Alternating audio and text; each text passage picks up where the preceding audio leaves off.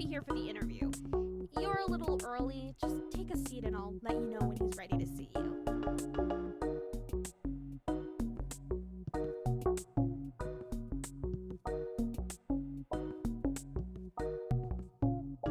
Oh, and word of advice, if the interviewer gives you a gun and asks you to shoot yourself, just do it.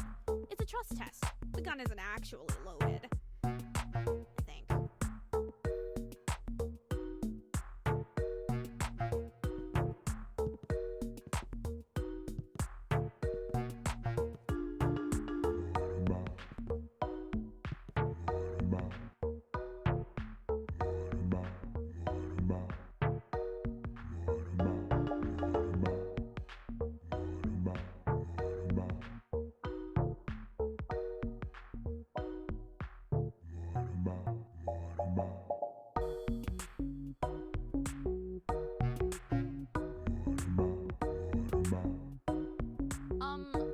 Are you talking to the printer?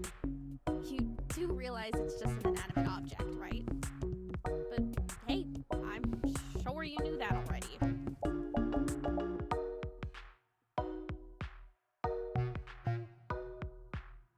Oh, okay. Yeah, it's a pretty nice shade of gray, isn't it? Not too dark, not too light. Just right in the middle. Anyway, carry on.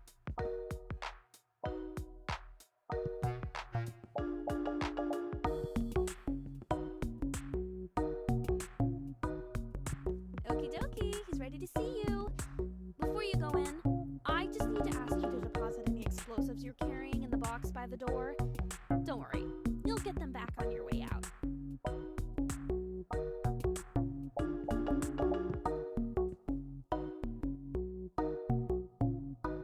Excellent! We'll hold on to that for you.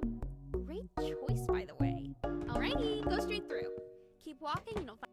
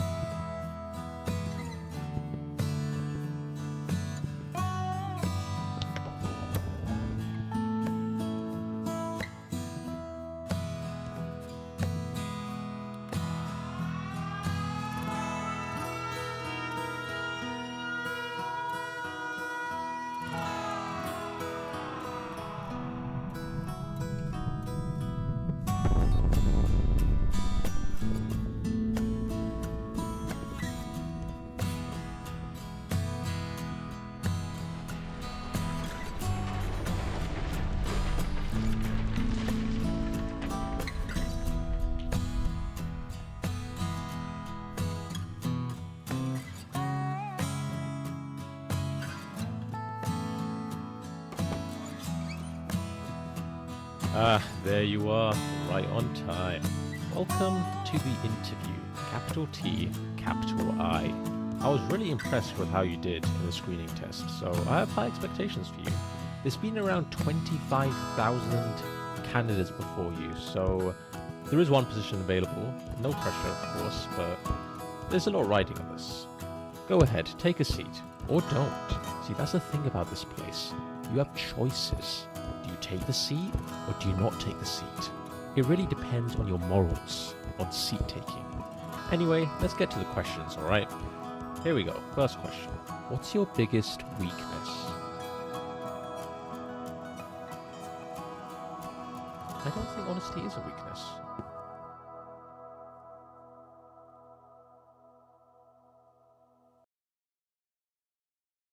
Sure, point made. Not the best strategy, I would say, to curse at your interviewer during a job interview. But hey, that's just me. Maybe it works for you. You know what? Let's just skip the questions. Let's have you take the practical exam. Test your IQ. But you need to warm your brain up first, of course. So, head through to the art room and really soak in the exhibits on display. Make the artist's intellect your own.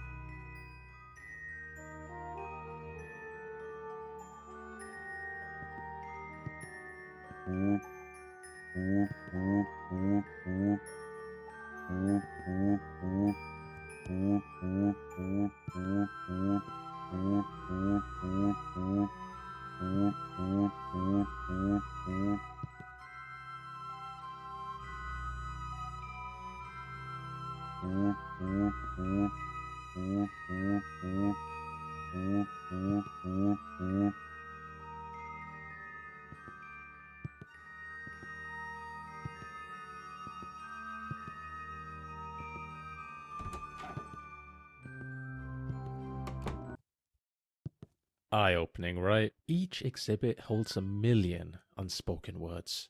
Sometimes I step in there just to think, and before I know it, 20 or 30 hours have slipped away. Time is just a concept in there. Now that your mind is thoroughly warmed up, it's time to put those neurons to work in the IQ test. First, pick up the sword and complete the sample question for me.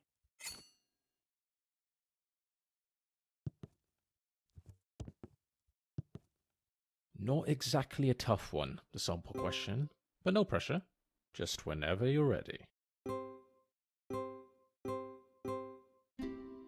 Great. Each question is timed, so keep an eye on the timer in the bottom left. Let's begin.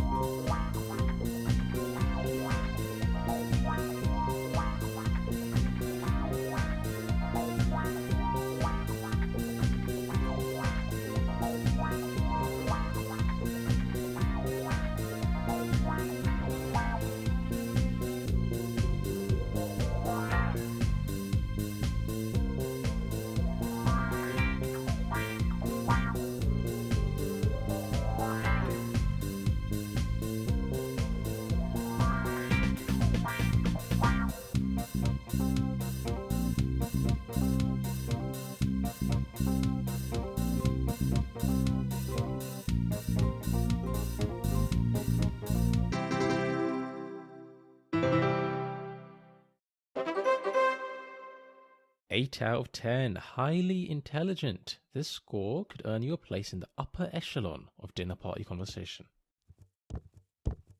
Next, we'll scan your brain to calculate a highly precise IQ score.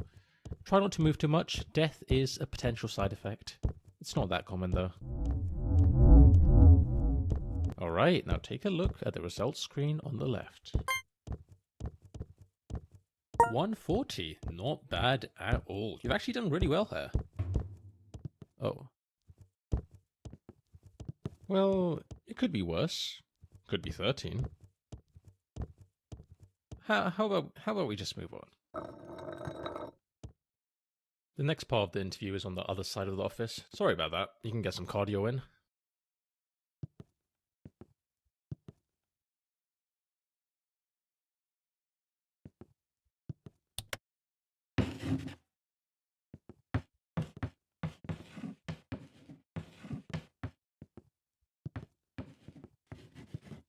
Oh, here's an idea. That there is a teleporter. Let's speed this up, shall we?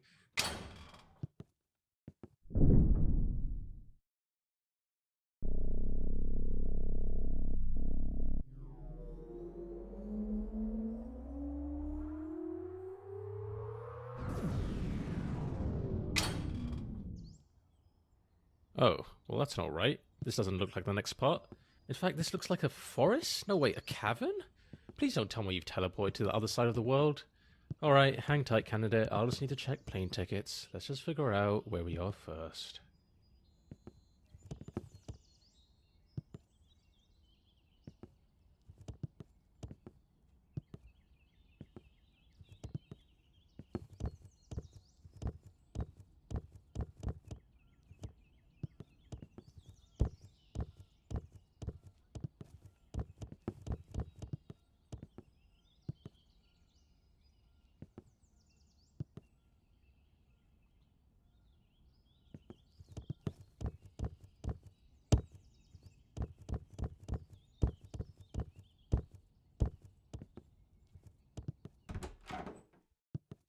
Huh.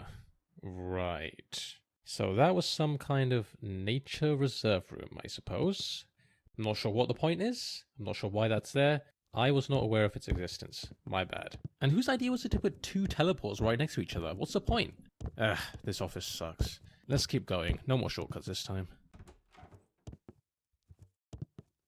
Ah, the achievement corridor. A place of great significance. At the end of this hallway, there's a button. Now here's the thing. If you press it, you'll lock yourself out of a certain achievement forever. But don't worry, if you leave it alone... Well played.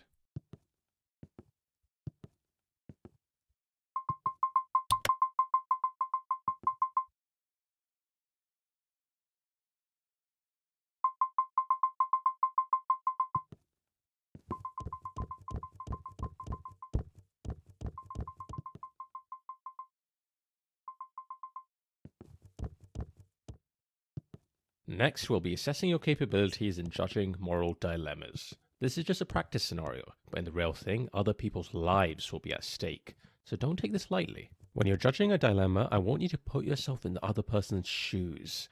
What would you do if you were in their situation? Be honest. Alright, let's start with a classic. You've probably heard of the trolley problem, right? An iconic moral dilemma. Philosophers have quite literally debated this for decades, but let's see what your take is on this issue. The shopper would like to buy some soup. The options are chicken soup or tomato soup, but she only has space for exactly one in her shopping trolley. Which one should she add to her trolley? As she reaches for the tomato soup, she realizes the chicken soup wasn't even in stock anyway. It must be fate. Fantastic. I hope you now realize the importance your choices have and how much impact they have on the world. Do you feel you have a good understanding of how judging moral dilemmas work?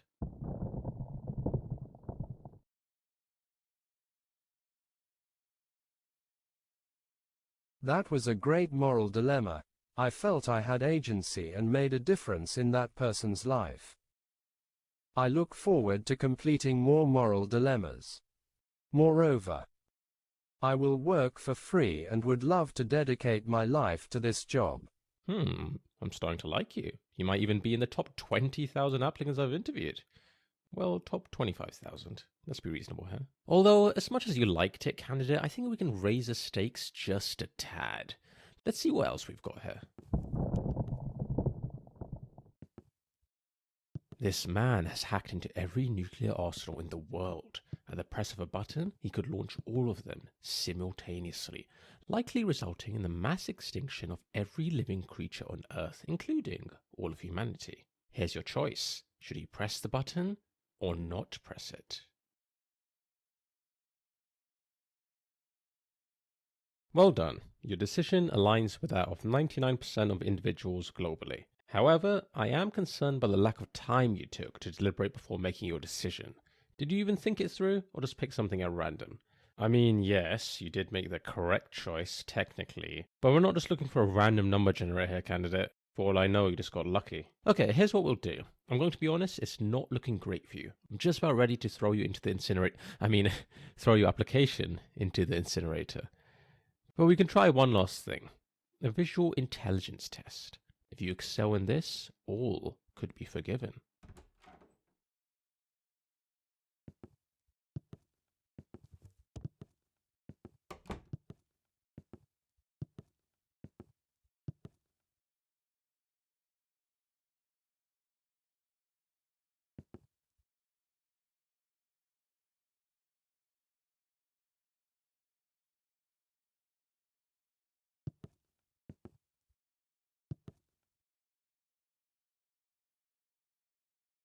What's wrong? Just walk around it? Listen, I'm not going to wait around for you, candidate. Figure it out. I'll wait up ahead.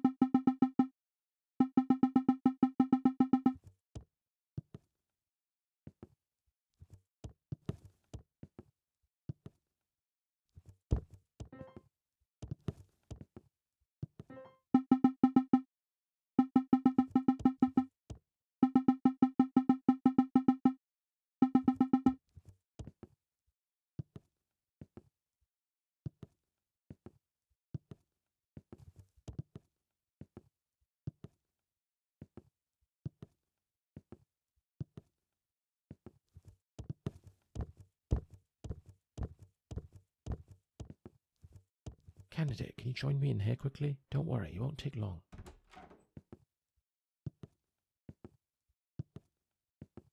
Alright, look, I think it's time I come clean about something. Let's take a trip down memory lane, shall we? Remember when you used that teleporter earlier and, well, it sent you to what you thought was the middle of nowhere? Oh, what a time that was. You popped into that nature cavern, trees, plants, all of it, just sitting there like you were on some grand adventure. I'll admit, at the time I was a bit concerned. Thought we might have accidentally sent you to the other side of the world. I mean, that would have been quite the detour, wouldn't it? But nope, turns out it was just the nature reserve room, right next to the teleporter. What a design flaw! But you know, looking back, it was kind of fun, wasn't it? A funny little mishap. It's amazing how moments like that can really stick with you, even now. But if only I'd known how grave the consequences would be. Here's the thing. When you use that teleporter, you didn't just transport from one room to another. You died. Not in the traditional sense, obviously. I mean your original self, the one who stepped into that teleporter, they're gone. Dead. What you are now, well, you're a clone, a copy, a version of the original. It's complicated. The teleport doesn't actually move you. It makes a perfect copy of you at the destination, and while the original body, it gets destroyed. That's just how these things work. You're technically not the same person who stepped in. You're just a perfect copy with all of the original's memories. So yeah, you died. Figured I should mention that. Anyway, not a big deal. Water under the bridge, really. You probably won't even remember it after a good night's sleep. Right then, let's get back to your interview.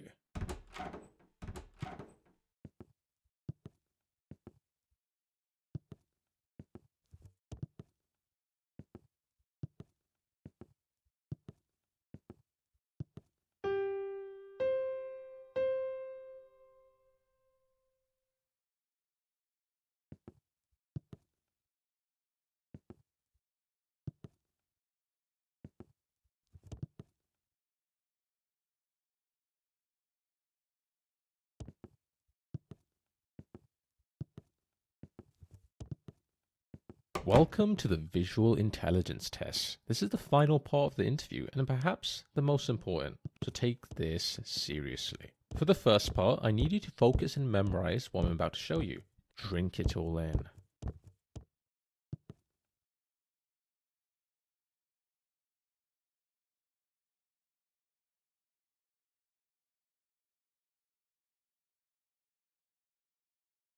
And that is time. Let's see how much you remembered. How many chairs were there? Incorrect. Which of these was present?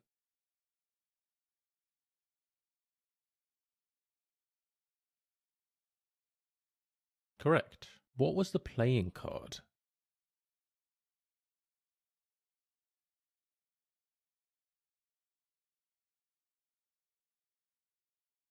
Incorrect. How many rugs were in the room? Incorrect. Which of these wasn't in the room?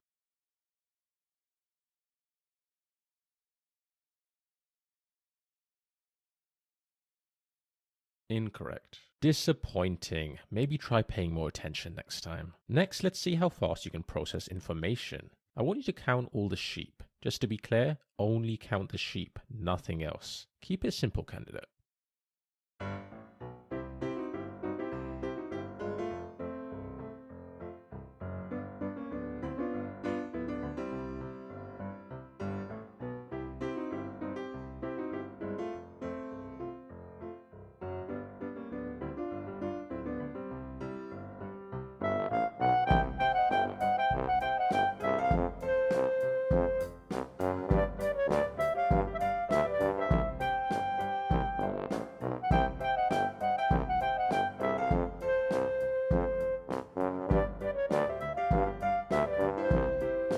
So, how many sheep were there?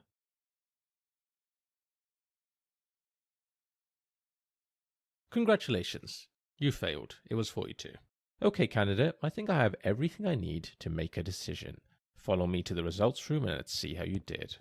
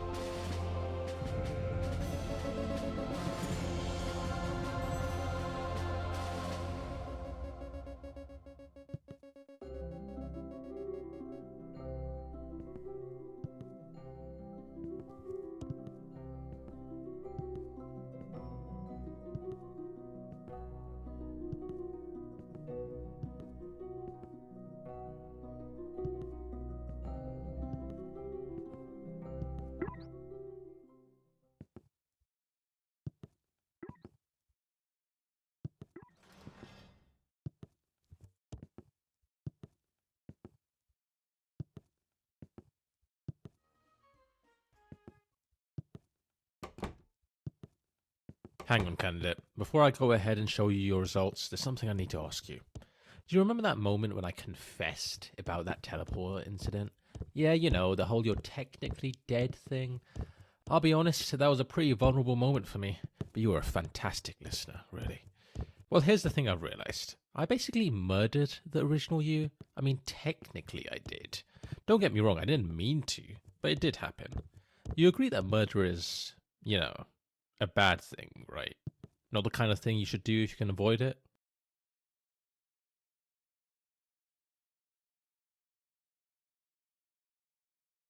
Right, monster. I get it. It's harsh, but fair.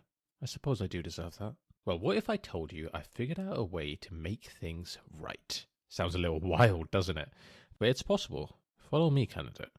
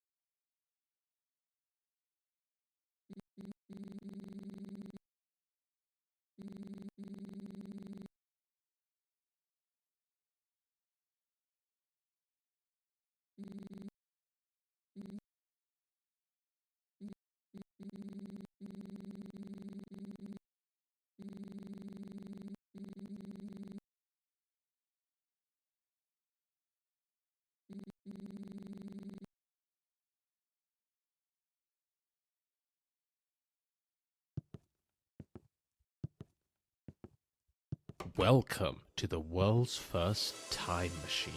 We're going to go back in time and stop the first you from ever stepping foot in that teleporter. I hope you're ready, because it's time to rewrite history.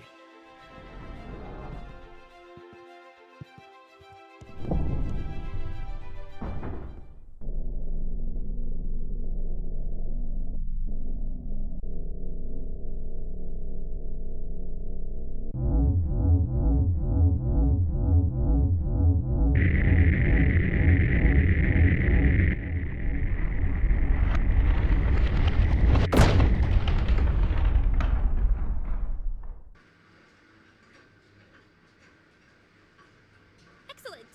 We'll hold on to that for you. Great choice, by the way. Alrighty, go straight through. Keep walking and you'll find his office. Good luck!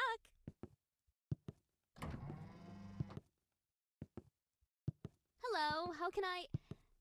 Wait, you... I just saw you walk through that door, but now you're here? You don't happen to have a twin, do you?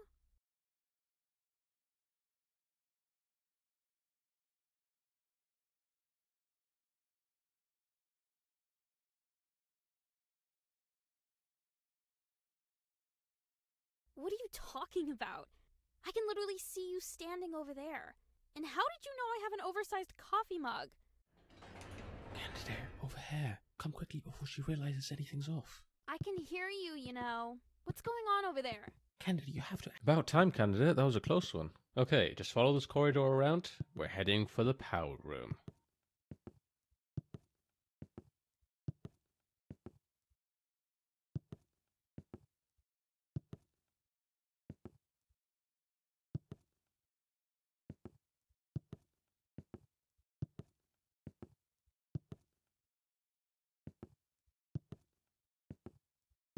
Oh, before you enter, there is a small captcha you have to complete.